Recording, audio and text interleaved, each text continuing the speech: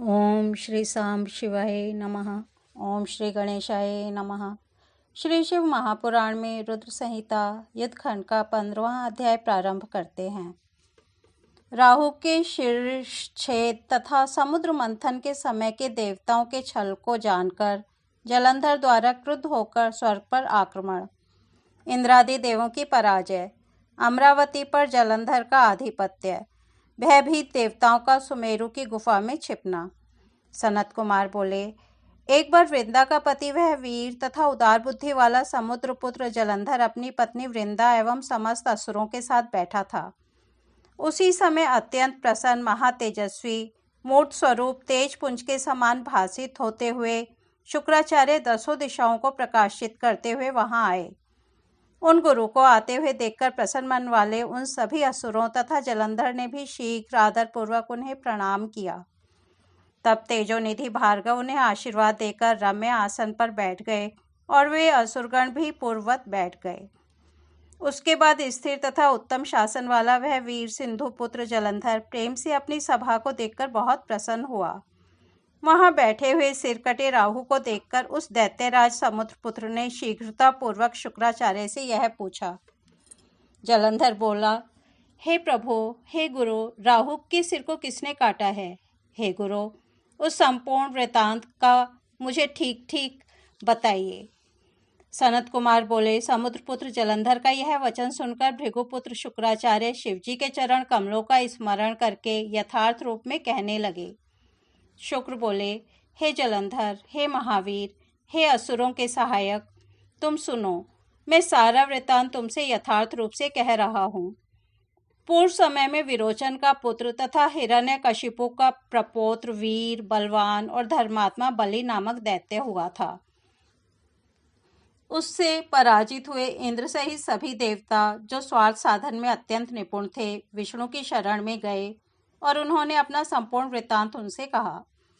हे तात, तब छल कर्म में निपुण उन देवताओं ने उन विष्णु की आज्ञा से अपने कार्य की सिद्धि हेतु असुरों के साथ संधि कर ली। इसके बाद विष्णु के सहायक उन सभी देवताओं ने अमृत के लिए असुरों के साथ आदरपूर्वक समुद्र मंथन किया। तत्पश्चात दैत्य शत्रु देवताओं ने समुद्र मंथन से उत्पन्न हुए रत्न स्वयं हरण लिए और यत्नपूर्वक छल से अमृत ग्रहण कर लिया तथा उसका पान भी कर लिया। तदनंतर अमृत पान से बलशाली हुए इंद्र सहित उन देवताओं ने विष्णु की सहायता से असुरों को पराजित कर दिया।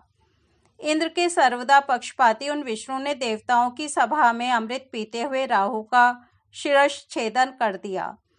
सनत कुमार बोले, इस प्रकार शुक्राचार्य ने अमृत के लिए देवताओं द्वारा कराए गए समुद्र मंथन, राहु के शिरच्छेदन, रत्नों के अपहरण, दैत्यों के पराभव और देवों द्वारा किए गए अमृत पान, इन सबका विस्तार पूर्वक वर्णन किया। तब अपने पिता समुद्र का मंथन सुनकर क्रोध के कारण रक्त नेत्रों वाला वह महावीर तथा महाप्रतापी समुद्रपुत्र जलंधर कुपित हो उठा। उसके बाद उसने शीघ्र ही घमसर नामक अपने उत्तम दूत को बुलाकर उससे सारा वृत्तांत कहा, जिसे आत्मवान गुरु शुक्राचार्य ने बताया था।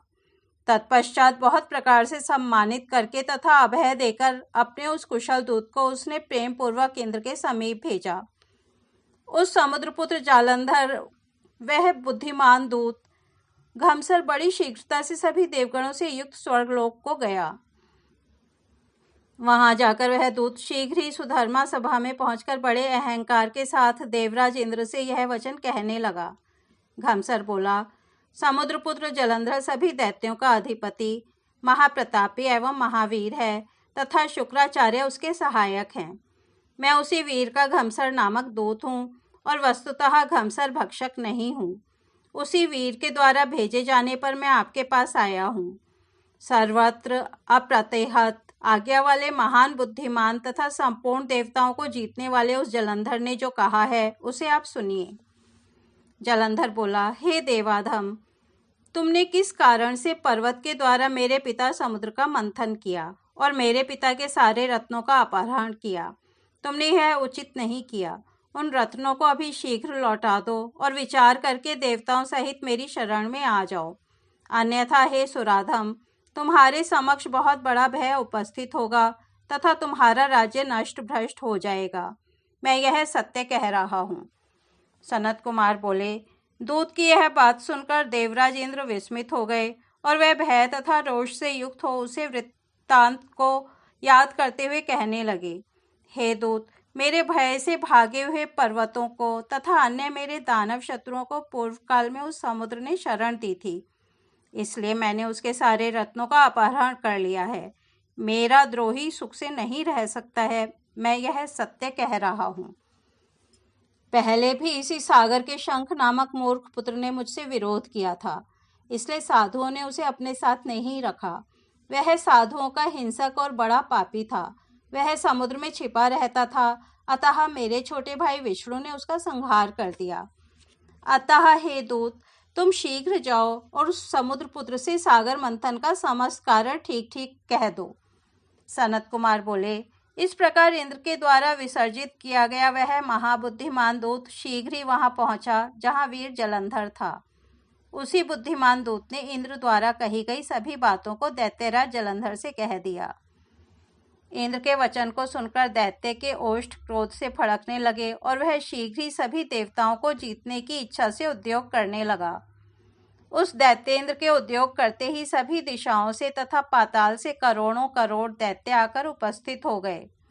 तत्पश्चात वह महावीर तथा प्रतापशाली समुद्रपुत्र जलंधर शुंभ निशुंभ आदि करोड़ों सेनापतियों के साथ देवताओं पर विजय करने के लिए निकल पड़ा।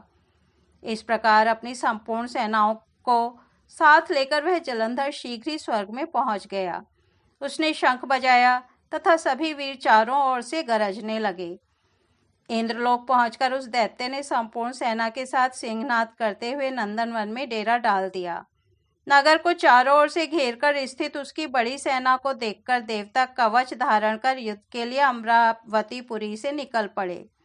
इसके बाद देवों और दैत्यों की सेनाओं के बीच मूसल, परिघ, बाण, गदा, परशु एवं शक्तियों से युद्ध होने लगा।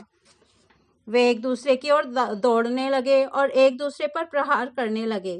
थोड़ी ही देर में दोनों सेनाएं रुधिर से लथपथ हो गईं। हाथी, घोड़े, रथ तथा पैदल सेनाओं के गिरने तथा गिराने से सारी रणभूमि संध्याकालीन बादलों के समान प्रतीत होने लगी। शुक्राचार्य अमृत संजीवनी विद्या के द्वारा अभिमंत्रित जल बिंदुओं से युद्ध में मरे हुए दैत्यों को जिलाने लगे। अंगिरा बृहस्पति भी द्रोण पर्वत से बारंबार दिव्य औषधियों को लाकर उनके द्वारा युद्ध में देवताओं को जिलाने लगे। तब जलंधर ने देवताओं को पुनर्जीवित होते देखकर क्रोध में भरकर शुक्राचार्य से यह वचन कहा। जलंधर बोला, हे गुरु, मेरे द्वारा युद्ध में मारे गए देवता कैसे जीवित होते जा रहे हैं? मैंने तो सुन रखा है कि संजीवनी विद्या आपके अतिरिक्त और किसी के पास है ही नहीं।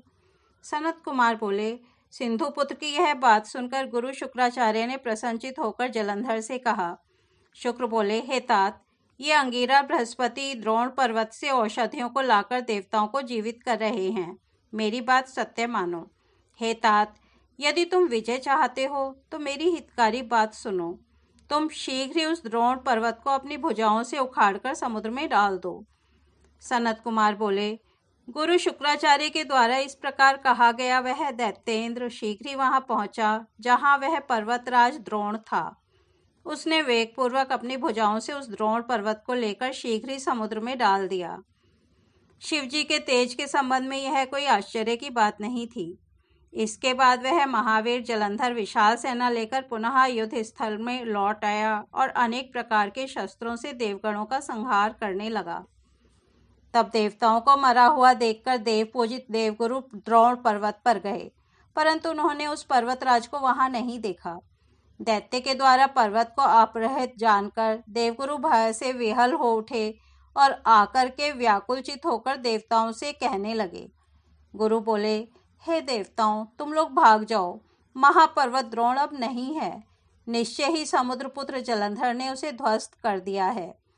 सभी देवताओं का मर्दन करने वाला यह महादैत्य जलंधर जीता नहीं जा सकता है, क्योंकि यह रुद्र के अंश से उत्पन्न है। हे देवताओं, यह जिस प्रकार उत्पन्न हुआ है तथा जैसे इसका प्रभाव है उसे मैं जानता हूँ। शिवजी का अपमान करने वाले इंद्र की संपूर्ण चेष्टा को आप लोग स्मरण कीजिए। सनत कुमार बोले, देवताओं के आचार्य बृहस्पति के द्वारा कहे गए उस वचन को सुनकर भय से व्याकुल हुए उन देवगणों ने विजय की आशा त्याग दी और उस दैत्यराज के द्वारा चारों ओर से मारे जाते हुए इंद्र सहित सभी देवता धैर्य त्याग कर 10 दिशाओं में भाग गए। तब देवगणों को पलायित देखकर सागर पुत्र दैत्य जलंधर ने शंख, भेरी तथा जयध्वनि के साथ अमरावतीपुरी में प्रवेश किया। तब उस दैत्य के नगरी में प्रविष्ट होने पर इंद्र आदि देवता उस दैत्य से पीड़ित होकर सुमेरु पर्वत की गुफा में छिप गए। हे मुने, तब वह असुर इंद्रादिकों के सभी अधिकारों पर श्रेष्ठ शुंभादि दैत्यों को भली भांति पृथक पृथक नियुक्त कर स्वयं देवताओं को खोजते हुए मेरु पर्वत की गुफा में जा पहुंचा। इस प्रकार श्री महापुराण के अंतर्गत द्वितीय रुद्र संहिता के पंचम युद्ध खंड में जलंधर वधोपाख्यान में देव जलंधर युद्ध वर्णन नामक 15वां अध्याय पूर्ण हुआ। कल हम 16वां अध्याय सुनेंगे। तब तक यहीं विराम देते हैं। ओम नमः शिवाय।